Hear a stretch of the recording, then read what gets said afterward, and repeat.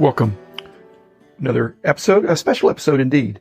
Dr. James Beckett, Sports Card Insights. This is episode 100. No fireworks, no celebration, and actually no Thanksgiving episode tomorrow. So this is actually an excellent episode to be talking about thankfulness. But I'm going to do that by doing a recap of the last 20 issues. But I'm certainly thankful for all of you listeners and for my sponsors and just the wonderful hobby experience that I've had over many decades. So very blessed to be in this chair and to be able to share some stories with you. So again, it's 100th episode, but perhaps out of 1,000. So a long way to go. Hopefully my sponsors will hang in there with me for a long time. Beckett Media, Beckett Grading, Beckett Authentication, comc.com, formerly checkoutmycards.com, Burbank Sports Cards, Mike's Stadium Sports Cards, Huggins & Scott Auctions, Heritage Auctions, Panini, Upper Deck, and Topps. Great sponsors, great listeners. I've had interchanges with some of you at shows as well as through email and have enjoyed that. So any specific questions or comments, really appreciate that. And look forward to hundreds more episodes. But for this 100th episode, not necessarily fresh material, although hopefully I put a little frosting on some of the 20 cakes of episodes that were in the last 4 weeks. But so this is episode 79 up through 98, which would have been a couple of days ago. But this is episode 100. So 79 was Kevin Isaacson's origin story, and we amazingly we're friends even when we were competitors. I guess that's not amazing. He's a nice guy. I try to be a nice guy too. We played golf with and against each other, and very savvy guy, has done things in this industry and others, and it's always good to get some perspective from him. And I have planned for some future episodes for him as well. He's got a lot of great then and now stories, as well as just staying on the cutting edge of what's going on. Episode 80 was a recap episode. I'm not going to recap the recap, as you know. 81 was a tribute episode. Let me put these together. There were 2 tribute episodes. Well, actually 3, but 2 of them were pretty similar in that 81 was the tribute to Gloria Rothstein, and 85 was a tribute to Mike Gordon. Both those I did with Rich Klein. They were kind of East Coasters, New York, New Jersey. I'd see them. I guess I'd see Mike Gordon at some other occasionally at some of the big Midwest shows, or the Nationals anyway, when they were there. But Gloria, pretty much I just saw at her shows, and she was, as we said, a real force. If you didn't listen to that episode, to be a woman in what was, for the most part, a man's world back in those days, and she more than held her own and ran a very professional show.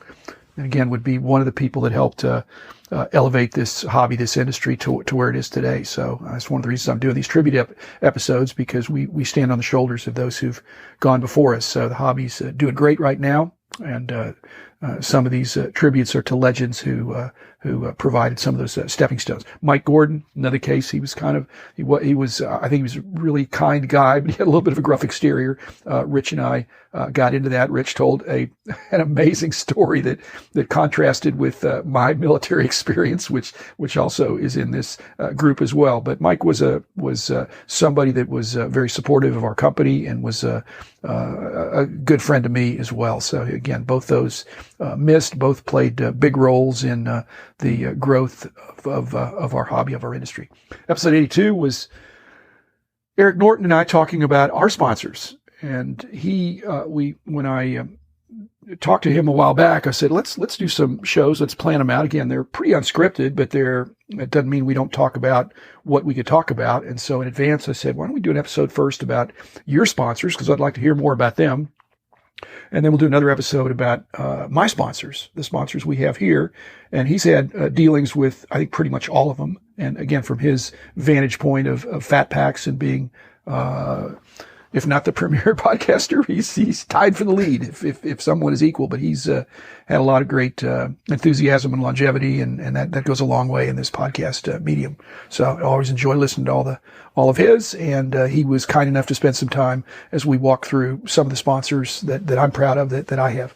Episode 83 was Louis Aparicio and Luke Appling. Aparicio, I was actually in Chicago in '59 with the Go-Go White Sox, and he was an important part of that. Luke Appling is actually before my time, although he was probably a coach when I was around. But again, both shortstops, same initials.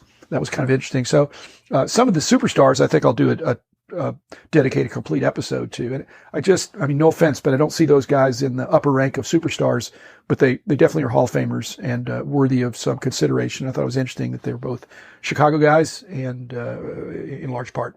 So 84 was Andy Broom's origin story. And the reason that's kind of interesting is I don't know his origin from birth or his early collecting days, but I remember him coming into our company at the time, and what a coup that we thought that was. We really brought in some talent. I've always, my philosophy when I was in charge was to kind of grow our own talent, bring in young or old men and women with potential that had a good attitude, good skills, good work ethic, good integrity.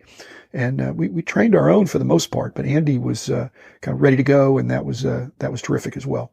As I said, 85 was a tribute to Mike Gordon. 86 was the Huggins and Scott auction catalog from a couple weeks ago.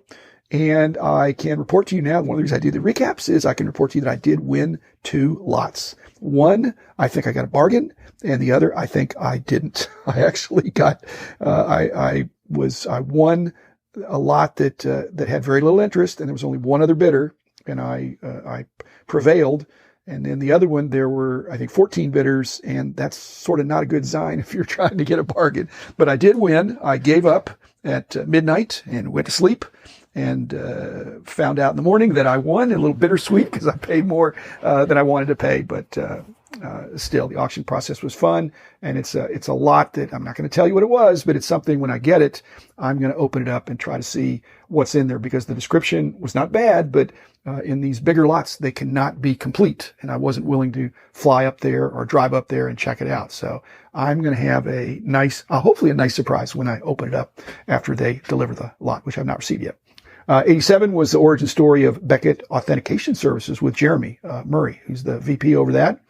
And actually, I mean, some of these, my awesome wife just says, I'm learning something pretty much in every one of these episodes, but some of these episodes, I say, dear, I'm learning something too. And so to find out how the BAS has gotten rolling and really ramped up, and Steve Grad and what they're doing is terrific. So that was fun for me to find out some of the inside scoop that's been since I was not there. 88 was my origin story on Veterans Day, and how the more I reflected on it, the more it was pivotal in just the way I got into the hobby. I just think that was a summer break where I wasn't doing any school or anything, but I was just doing, especially that last summer out at Fort Bliss, and picked up some collections. And it launched me into not necessarily full-time hobby, but really full speed ahead, that this was something I really was going to commit to. And I don't know that it helped me in Lieutenant Beckett, but anyway, the story speaks for itself in that episode 88. 89 was a tribute to Larry and Jeff Fritsch, both untimely passing. Larry, close to my age, Jeff was his son. Again, Larry had a fabulous collection. And I did that with Pepper Hastings, my longtime kind of editorial director, did so many things within our company, and kind of a grading sales director at one time as well. So he did a lot of things. Real people guy, and he drew out a side of Larry and Jeff by not being the more serious collector that I thought had some good give and take. When I would get with Larry, we just talked about cards, but Pepper could talk about other stuff as well. 90 was the then and now with Brian Fleischer. Again, I was just...